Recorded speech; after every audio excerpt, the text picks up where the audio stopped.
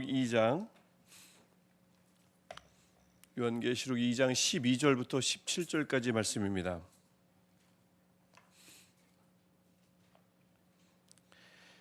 요한계시록 2장 12절부터 17절까지 말씀, 오늘도 한 절씩 교독하고 마지막 절 17절은 함께 읽도록 하겠습니다. 버가모 교회의 사자에게 편지하라. 좌우에 날성검을 가지신 이가 이르시되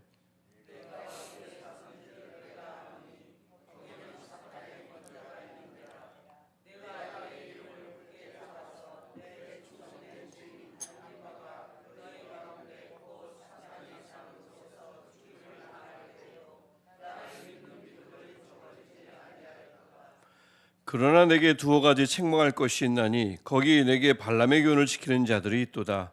발람이 발락을 가르쳐 이스라엘 자손 앞에 걸림돌을 놓아 우상의 제물을 먹게 하였고 또 행음하게 하였느니라.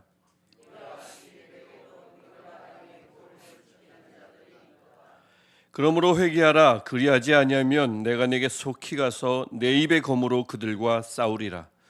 귀 있는 자는 성령이 교회들에게 하시는 말씀을 들을지어다. 이기는 그에게는 내가 감추었던 만나를 주고 또 흰 돌을 줄 터인데 그 돌 위에 새 이름을 기록한 것이 있나니 받는 자 밖에는 그 이름을 알 사람이 없느니라. 아멘. 어제 우리 말씀 중에 내가 내 환난과 궁핍을 알거니와 실상은 내가 부유한 자니라 말씀하셨던 그 그리스도의 말씀을 우리가 함께 보았습니다. 진정한 부유함, 진정한 만족은 주님께서 부유하다 말씀하실 때 이루어지는 것을, 그때 확신이 오는 것을 우리가 함께 보았습니다.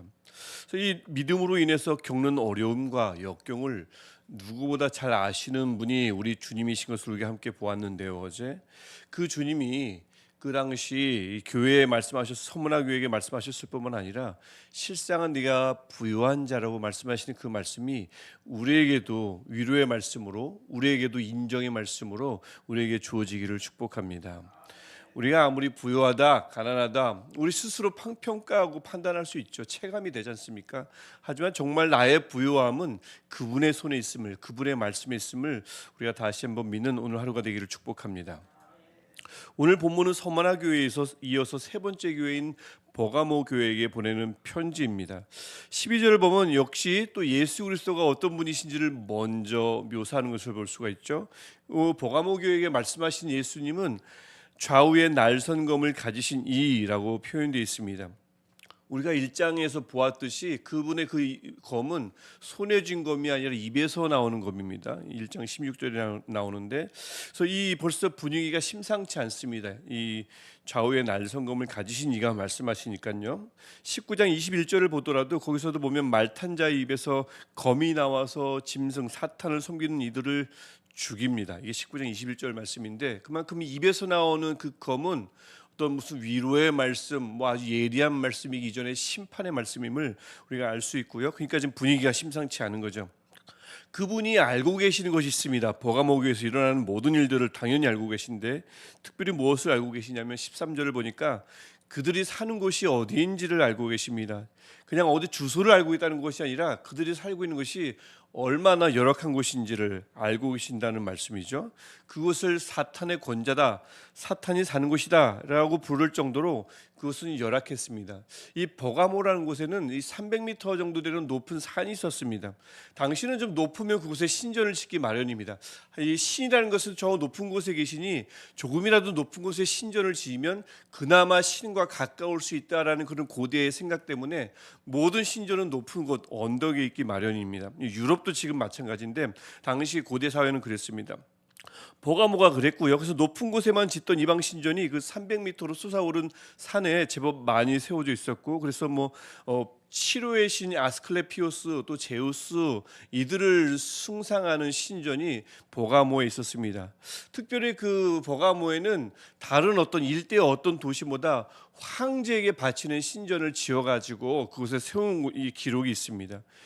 황제를 섬길 것인가 말 것인가 고민할 때 버가모가 우리가 제일 먼저 섬기겠습니다 하고는 신전을 잘 지어가지고 황제에게 바쳤던 거예요. 그런 일들이 일어나면 그 사회가 어떻게 바뀌냐면 주, 구원자, 하나님이라는 단어를 황제에게만 쓸 수 있게 놨습니다. 그렇게 되기 마련입니다. 그래서 버가모는 감히 주나 하나님, 데우스죠, 아니면 이 구원자라는 단어를 로마 황제 이외에 쓸 경우는 큰일 나는 거죠. 그러다 보니까 오늘 본문에 나오듯이 안디바가, 이 버가모 교회의 교인인 안디바가 순교했음을 알 수가 있어요. 그런데 교회가 그 순교를 똑똑히 보았음에도 불구하고 어떻게 하죠? 내 이름을 굳게 잡아서, 주님의 이름을 굳게 잡았습니다. 그분을 꼭 붙들었습니다. 믿음을 저버리지 않았습니다. 종교적인 박해, 신앙적인 박해에 절대 굴하지 않고 순교자적 신앙을 지킨 교회가 버가모 교회입니다. 이 정도면 100점짜리 교회 아니겠습니까? 순교자적 신앙을 가지고 있었다니까요. 그런데도 책망할 게 두어 가지가 있다고 말씀을 하시고 계십니다. 교인 중 일부가 14절을 보니까 거짓 가르침, 발람의 교훈을 따랐어요. 민수기 22장에서 24장, 31장에 나오는 내용인데, 이 이스라엘을 타락시키는 방법으로 발람이 발락에게, 모함의 왕 발락에게 조언을 줍니다. 우상 숭배와 행음으로 이스라엘을 넘어뜨리라고 조언을 줍니다. 실제 이스라엘은 그것에 넘어지고 말죠. 그 발람의 교훈을 가져와서 니골라당 아니면 발람의 교훈 같은 뜻입니다. 그래서 그 버가모 교회가 니골라당 발람의 교훈을 따랐던 것입니다.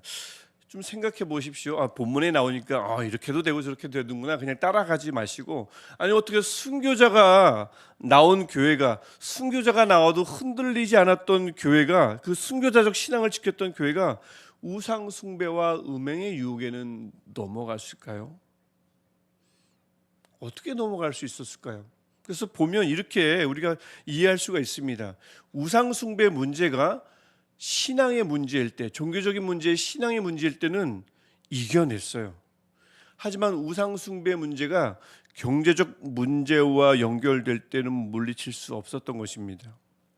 어제도 잠깐 말씀드렸지만 우상 숭배를 거부할 경우는 경제적 활동을 제재당했습니다. 그래서 궁핍할 수밖에 없었어요. 서머나 교회가 궁핍했던 이유는 가난한 이들이 많이 모여서 궁핍한 것이 아니라 신앙을 지키고자 하니 경제적 활동, 당시 길드라고 하는 시장에서 물건을 사고 팔 수가 없었습니다. 그러니 그들이 궁핍할 수밖에 없었죠. 그들이 버가모 교회가 누구를 섬기느냐, 누구에게 예배하느냐, 이 문제는 그들이 넘어지질 않았어요. 하지만 경제적 문제를 딱 찌르자 그들이 서머나 교회는 이겼던 이 궁핍 문제를 버가모 교회, 다 그런 건 아니었죠. 일부가 그것을 이기지 못하고 추종했음을 15절을 보면 알 수가 있습니다. 또한 신앙적 박해는 이겨낼 수 있었지만 음행의 문제, 이건 또 별개로 여긴 거예요. 누구를 예배하느냐 하는 문제는 철저하게 타협하지 않고 지켰지만 내 육체의 문제는 이거는 뭐 어차피 영이 하나님께 빠져나와 하나님께 돌아가면 된다는 이 이원론적 생각, 이 생각 때문에 육은 함부로 한 것입니다. 그래서 별개로 여기고 타협했던 것이죠. 그래서 처음 사랑이 없었던 에베소 교회는 이겼던 니골라당의 교훈을 순교자적 신앙을 지켰던 버가모 교회가 이겨내지 못했던 것입니다. 순교자적 신앙으로 무장되어 있어도 헤집고 들어갈 수 있는 것이 사탄이 배우에 있는 거짓 가르침이구나라는 것을 알 수가 있습니다. 사탄의 전략이죠. 교회마다 가지고 있는 약점을 누구보다 잘 파악하고 있고, 종교적인 문제는 흔들 수 없지만 경제적인 문제, 육체의 욕구의 문제는 흔들 수 있음을 사탄이 파악하고 그것을 집중 공략한 것입니다. 그러니까 예수님께서 책망하지 않을 수 없죠. 아무리 순교자를 보고도 믿음을 가지고 지켰지만 그 부분을 놓쳤으니 책망하지 않을 수 없습니다. 그래서 책망을 받아야 했던 그리스도인 교회 마찬가지죠. 반드시 해야 할 것은 무엇입니까? 회개입니다. 회개하지 않으면 안 되죠. 심줄이 그러듯 회개합니다. 그리하지 아니하면 다른 것이 없어요. 회개하지 아니하면 내가 내게 속히 가서 내 입의 검으로 그들과 싸우리라. 여기서 그들은 버가모 교회 전체를 말하는 것이 아닙니다. 경제적 문제와 타협하고 육체의 문제와 타협했던 그들을 가리키는 것입니다. 그래서 에베소처럼 교회 전체, 촛대를 옮겨놓는다, 교회 전체를 멸하시는 것이 아니라 다른 교회를 쫓았던 이들을 싸워서 멸할 것이라는 말이죠. 그만큼 다시 한번 어제 에베소 교회에게 말씀하셨던 그 경고를 보면 처음 사랑이 없는 문제가 얼마나 심각한지를 다시 한번 우리가 깨닫게 되고요. 그래서 17절을 보면 귀 있는 자는 이 말씀을 성령이 교회들에게 하시는 말씀으로 들어야 한다. 똑같은 말씀을 하십니다. 그래서 이기는 그에게는, 즉 거짓 교훈을 떨쳐버리는 그에게는 감췄던 만나와 흰 돌을 줄 것이라고 말씀하고 있습니다. 그 돌에는 새 이름이 기록되어 있다고 하죠.